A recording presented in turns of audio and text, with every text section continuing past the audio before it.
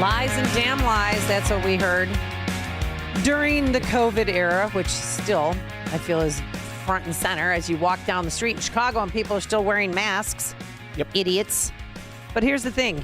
We all know that he pled the fifth 111 times during his Senate committee hearing.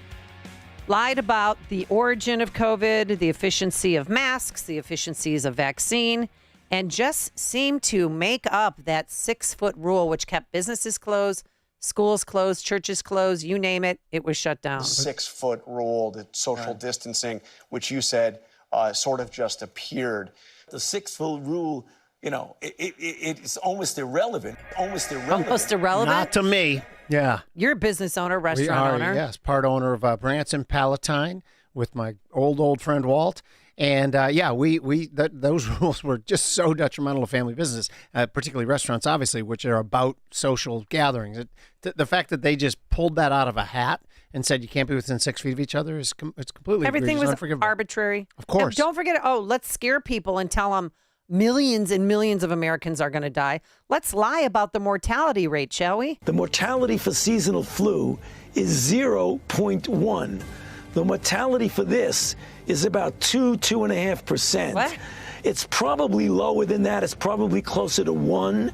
But even if it's 1, it's 10 times more lethal than the seasonal flu. You got to make sure that people understand. So that's the most important thing that he just said there, because the diary, and I want to talk to Ron Johnson about this, the diary said that he knew that was not true when he said it already. Yep. He knew that it was a 0.2% fatality rate. And for him to have policy crafted by him exaggerating it by 5x, that's the part that's really we should focus on, in my opinion. Well, let's, without further ado, welcome back to the program, Wisconsin Senator Ron Johnson.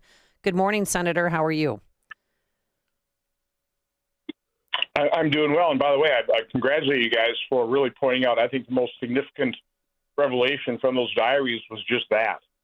We had, and I was tracking the information from the Oxford Center for Evidence-Based Medicine, I mean, highly respected organization.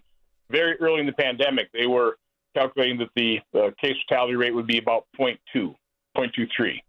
And that's what it ended up being long term. I think Johnny Ioannidis actually shows it's going to be less. He did the analysis of the Princess Cruise. And but, if you're elderly, you need to be concerned, certain comorbidities, but for the rest of us. So Anthony Fauci was admitting, and again, I'm not going to downplay a bad flu season, but double that would not justify all the measures, the destruction of people's lives and businesses by shutting down our economy. And I had a number of run-ins with Anthony Fauci during that period. I made the analogy early on saying, listen, we tragically lose tens of thousands of people on the highway a year, but we don't shut down our highways. And so then he was asked at the podium in the White House. He goes, that comment, that's way out. On a conference call in the Senate about that same time period, Dr. Fauci, you're recommending shutting down the economy. Are you contemplating, are you taking into account the human toll, the economic devastation of that recommendation? And he just, very blithely said, Andrew, that's somebody else's department. This is a guy who lied to the American public, used his sainthood, bestowed upon him by the media to destroy people's lives. I mean, destroy people's lives. He funded gain-of-function research. That probably led to the creation of the coronavirus, causing the pandemic. Then he helped sabotage early treatment with cheap generic drugs, pushed a experimental therapy called remdesivir. Nurses call it remdesivir. And then, of course, pushed the experimental gene therapy injection, which we now know within 3 months they were given the safety signals of sudden cardiac death, pulmonary infarction, which he suffered, by the way, and told no one. I could go on and on and on. But Anthony Fauci, his accountability began last Wednesday. Well, Senator Johnson, we do appreciate that you've been one of Dr. Fauci's most outspoken critics. But I want to talk about ivermectin, because you one time I saw you and I thought, oh my God, his blood pressure is getting higher and higher. You're holding a stack of information that's proved ivermectin could help get over COVID. And this is you from that Senate committee hearing. You had a interview on CNN on August 29th of 2021 where, again, I just don't want to take time to find the exact quote, but said there's no evidence. There's no evidence that ivermectin is helpful. On that exact same day, and I've got the studies right here. There was a website that was tracking the random controlled studies. Here they are, showing 60, 70% efficacy of ivermectin. The same day you say there's no evidence, there's all kinds of evidence. So just respond to that, because he knew it worked, but he hid the truth. Why? Because it would take away from people getting vaccinated? Yeah, again, in October 2019 appearance with Rick Bright, who was one of the guys who tanked hydroxychloroquine, by the way, working for the FDA. They were bemoaning the fact that we don't have a universal vaccination program. But, flu season just doesn't do it. People aren't getting the flu vaccine. We need a pandemic. Well, 3 months later, he got his pandemic, and then he was able to push what he always wanted was a universal vaccination program. That's what he's trying to do with AIDS. Again, this guy is a vaccinologist. That's his whole mindset together with Bill Gates. They want vaccines.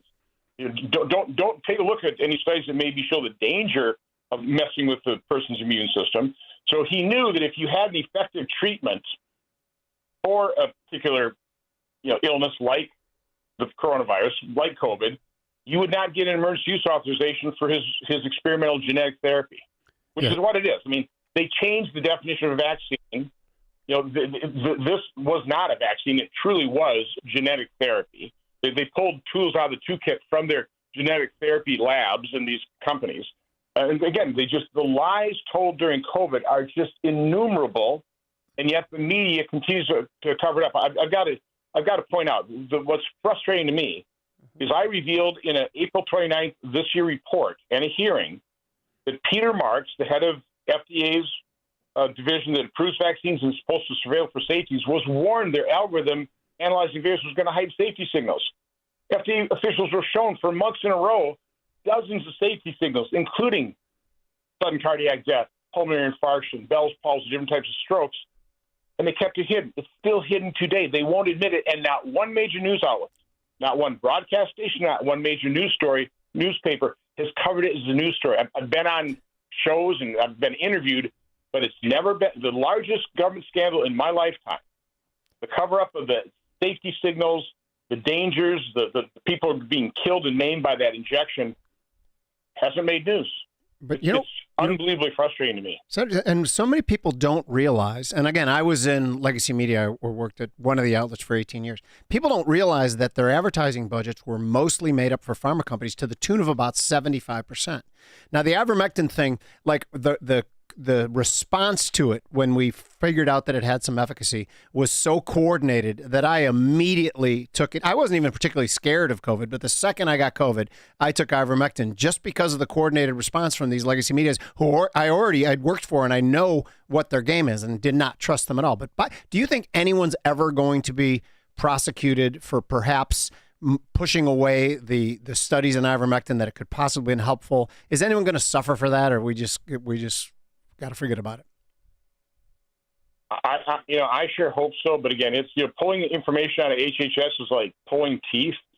Bobby Kennedy is dedicated to radical transparency. He forced the agency to just dump 11 million pages. That's where he came out with that revelation. But we know that Tom Shimbakura, the head of safety surveillance at CDC, deleted his emails. We also know they went the next step. They deleted those emails off the server, so it may be impossible to recover them. That's a violation of the Federal Records Act from my standpoint. And again, we're just finding this stuff out. I mean, is the FBI going to go in there and investigate that? Are they going to prosecute? Are they going to get forensic scientists computer scientists to recover those emails? So no, I mean, my investigation, quite honestly, has only just begun. Even though I've been doing oversight for over 5 years, I finally got documents.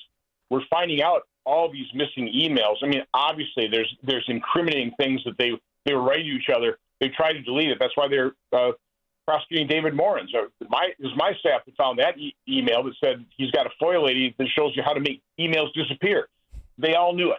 Okay, so no, this has to be investigated.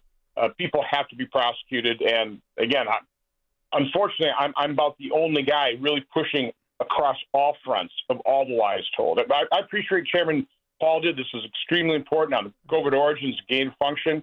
But like nobody else is really looking into, again, just the how many people died because they weren't given access to ivermectin, which worked. We're going to hold a public event. The hospital protocols. I mean, I'm getting testimonies. They are just heartbreaking and heart-wrenching of how people were treated by a medical establishment. It is a some were held kidnapped. I mean, they're held reported. hostage. If you didn't want to do their protocol, if you want to, if you're asking for ivermectin, they wouldn't give it to you because the media displayed it as, oh no, that's for horses, and hospitals wouldn't give it. So the one question that everyone wants to know is there any hope at all that Dr. Fauci can be charged with a crime in the future? Yes, because I just met with the Florida Attorney General. Mm-hmm. They're looking at different ways of prosecuting. Coach Tuberville will probably be the next governor of Alabama. I think he stated that he wants to make sure that Fauci's in court for the rest of his life every day. So no, there will people be looking at this. We just got access to a copy of his phone. Oh, now, just got that I think yesterday. That's going to take time to download all that information, protect people's personal information, innocent victims. So that's going to take some time to go through that. But I don't know what revelations are going to find in his text messages and that type of thing on his phone. So stay tuned. But again, my investigation literally has just begun. So Senator Johnson, one last question from me is that what was his motivation? Was he just a narcissist, self-important, or was there more? Well, yes. I think every vaccinologist wants to be the next Jonas Salk, right? Right. The vaccine that cures all disease. Yep. But at the same time, we also know he was, money grubbing. I mean, he used government employees to get awards worth over $1 million while millions of people were dying. Yep. So I think it's probably both. The money grubbing, whatever he could get. But I think it's mainly he's a megalomaniacal narcissist, and he loved the media attention.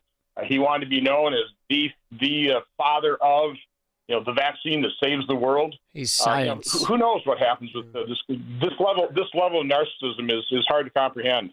And who writes a diary? I mean, the man's 80 plus years old. Dear diary. I mean, his entries. He was such a star chaser, and he just loved it. Oh, Julia Roberts. She gets so nervous when she has to speak with me. She has to run to her kitchen and get a glass of water. I mean, how don't you think it's how humiliating? Yeah,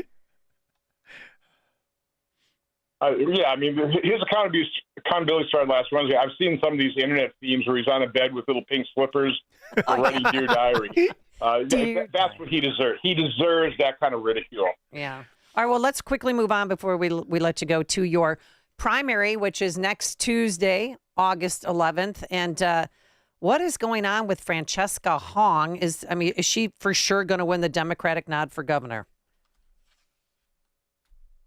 Sure looks that way. Again, it may help us win elections, but this is a really bad sign that these avowed socialist communists now it's in your face. In the past, I think a lot of Democrats were closet socialists and communists.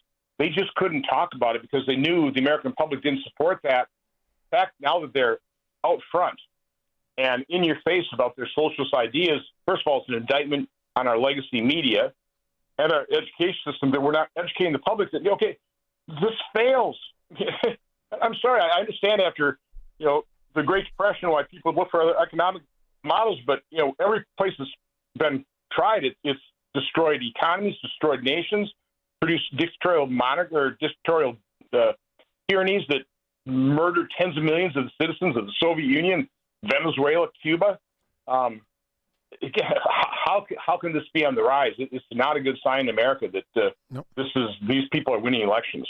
And I mean, it's scary stuff, but hopefully Tom Tiffany will be able to take her out in the general election in November if she does, in fact, win on Tuesday. So, all right, Senator Ron Johnson from Wisconsin, always a pleasure to have you on. And thank you so much. Honestly, I cannot, on behalf of my children and on behalf of people of the state of Illinois, thank you for holding Fauci's feet to the fire and continuing this Amen. This quest. Well, it'll be interesting to see what happens with his cell phone.